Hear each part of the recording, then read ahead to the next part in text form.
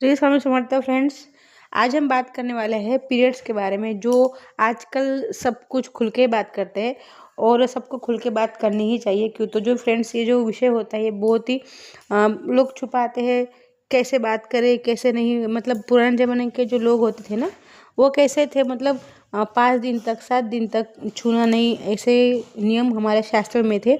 तो शास्त्रीय तरीके से हम बात करेंगे कि हमको कितने दिन के बाद पूजा करनी चाहिए, कितने दिन के बाद हम छू सकते हैं या फिर और पूजा कर सकते हैं कि नहीं। बहुत सारे तरीके हैं, तो मैं आज आपसे खुल के बात करने वाली हूँ इस विषय पे।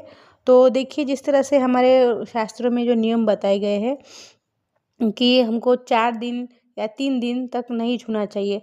या आजकल के जो लड़के लोग होते हैं या बच्चे होते हैं वो तो कुछ फॉलो नहीं करते हैं, लेकिन जब हम पीरियड्स में होते हैं, अगर हमें नवरात्रि का व्रत उपवास किया या और अन्य कोई उपवास हम करते हैं, जैसे कि बड़े त्यौहार आते हैं, और अगर हमने उपवास कर लिया है, तो अगर बीच में हमको पीरियड्स आ गए नवरात्रि के, तो हमको क्या करना चाहिए। अगर चाहे नवरात्रि हो या कोई और उपवास भी अगर आप करते हैं, तो पीरियड्स आ गए तो आप उपवास आप कर सकते हैं। पीरियड्स का उपवास का कोई संबंध नहीं होता है। क्यों तो आपको ऐसे लगता होगा कि अगर पीरियड्स में हम उपवास नहीं कर सकते, तो ऐसा नहीं है, आप उपवास कर सकते हैं। हाँ, लेकिन आप भगवान को नहीं छू सकते हैं।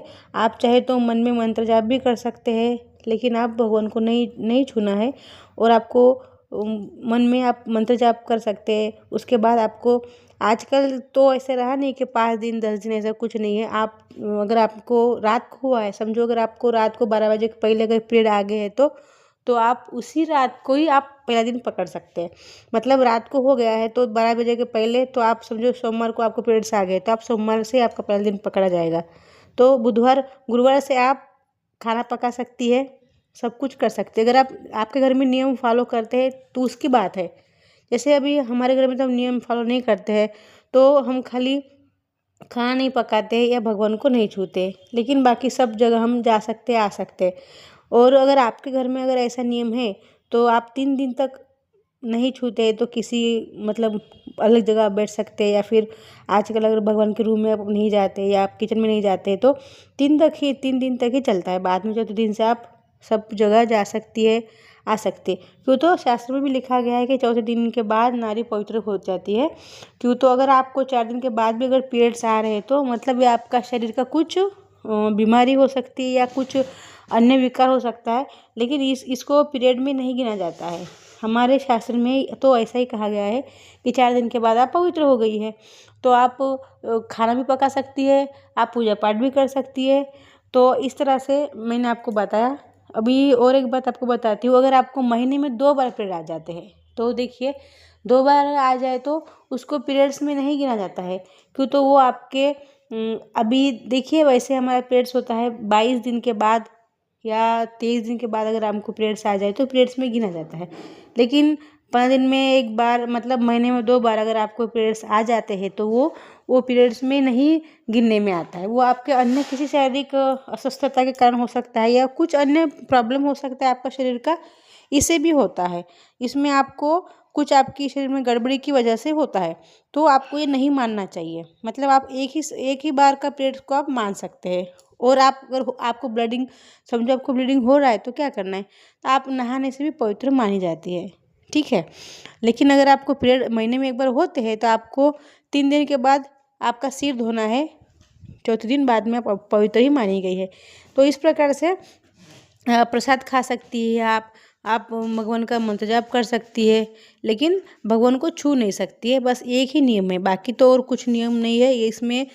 और और एक उपाय बताया गया है। अगर आपको दीपावली की पूजा आप करती है बड़ी, जैसे कि अभी अमावस्या होती है, दीपावली की पूजा आती है, उसके बाद और एक छठ पूजा आती है। तो छठ पूजा होती है तो आप उसमें पानी में उतरना पड़ता है, तो इसलिए आप पानी में नहीं उतर सकती है। क्यों तो नदी में उतर के हम स्नान नहीं कर सकते। तो उसमें उसका कारण ये होता है कि हम अगर नदी में उतरेंगे तो हमारे पूरे कपड़े गीले हो जाएंगे, और हमको मासिक धर्म जो चालू होता है, तो इससे पानी भी गंदा होता है, इसलिए हम नहीं उतर सकते। ये एक रीज़न है। बाकी आप उपवास अवश्य कर सकती है और उसको छोड़ भी सकती है, वो आपको उपवास का फल भी मिलेगा, ठीक है, अच्छा वाला, बुरा नहीं, अच्छा ही फल मिलेगा। क्यों तो एक प्राकृतिक चीज़ है, इसमें कुछ बुरा है ही नहीं, लेकिन हमारे शास्त्रों में भी उसको बुरा नहीं कहा गया है। बस 2 ही नियम ऐसे कहे गए हैं, जैसे कि भगवान को मत छूइए, आप सब कुछ कर सकते हैं, खाली भगवान को छूना ही मना किया गया, बाकी और कुछ नियम इसमें बताए ही नहीं गए हैं। और आपको महीने में 2 बार आए तो उसको तो पीरियड्स नहीं कहे गए हैं, आपके शरीर को कुछ गड़बड़ी ही कहा गया है। मतलब जो मर्यादा हमारे शास्त्रों में लिखी गई है, जैसे कि नदी होती है, अगर नदी अगर खुद पे अगर बाँध ना लगाए तो वो सब कुछ बर्बाद कर सकती है, जैसे कि अशोभनीय मानी गई है। मतलब जैसे कि अगर नदी को बाढ़ आ जाए तो जानवर, घर, खेत, गाड़ी, मनुष्य सब कुछ बहा के ले जाती है। तो वो मतलब वो हम बोलते हैं ना कि देखो नदी ऐसे पगला गई है, मतलब बावरी हो गई है, उसने उसका बांध छोड़ दिया है। इसी प्रकार से शास्त्र में भी हमारी जो होती है कुछ मर्यादा होती है, और इस प्रकार से ही हम इसको फॉलो करते हैं। लेकिन हम पूरा तरीक़ा से इसको फॉलो नहीं करते हैं, थोड़ा शास्त्र के हिसाब से और थोड़ा हम हमारे इसके हिसाब से भी चलते हैं। ऐसा नहीं कि सब कुछ सही भी है, ऐसा नहीं बोलते सब कुछ गलत, ऐसा भी नहीं बोल सकते। लेकिन थोड़े कुछ नियम हैं जो हमको मानने हैं, बाकी तो आपको पता ही है क्या करना है। और आजकल तो कोई भी लेडीज़ ऐसे घर में बैठ के रहती नहीं, चाहे पीरियड हो तो भी वो काम ही करती है। आजकल तो ऐसा कुछ रहा ही नहीं, लेकिन आप अपनी सहूलियत से देख सकते हैं। लेकिन महीने में 1 बार आप 3 दिन ही फॉलो कीजिए, खाना मत पकाइए। अगर आपको रेस्ट मिल रही है तो कीजिए, अगर आपके घर में करने वाला कोई नहीं है तो आप खुद ही खाना पकाइए, खुद ही सब कुछ कीजिए। लेकिन पूजा मत कीजिए 3 दिन। और आपके घर में कोई करने वाला है तो अच्छा ही है, आपको आराम मिल जाएगा। मैं आराम के तरीक़े से आपको बोल रही हूँ, ठीक है?